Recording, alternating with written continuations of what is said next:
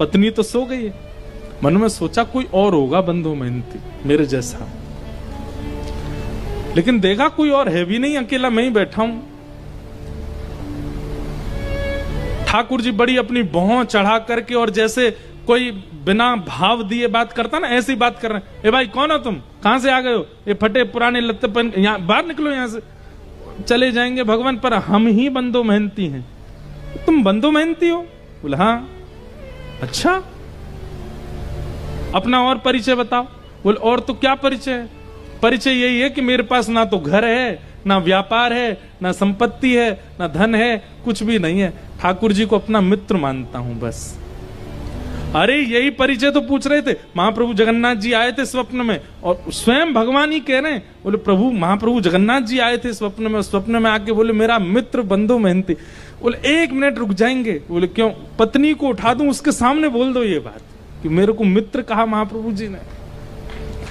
पत्नी को उठाया, पत्नी बोली क्या हुआ? बोले देख महाप्रसाद लेके खड़े।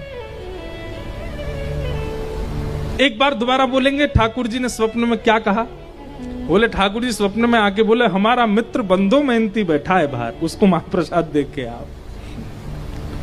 सुन करके अब महाप्रसाद देख करके तो बच्चे पत्नी खुश हुए, लेकिन बंधु मेहनती तो ये शब्द सुनकर के ही प्रसन्न हो गया कि ठाकुर जी ने मित्र मान लिया।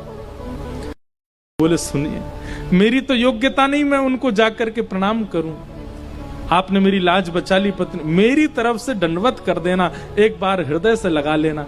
बोले कि समय मिलेगा जगन्नाथ जी खुद ही बुला लेंगे तुमको भीतर, महाप्रसाद पाओ। और सुनो ये थाल बहुत महंगा थाल है, इसको व्यवस्थित ऊपर पहुंचवा देना मंदिर में। जी जी हम पहुंचवा देंगे। अब महाप्रसाद आया, बच्चों ने पेट भर के पाया, पत्नी ने पाया, बंधु मेहनती ने पाया।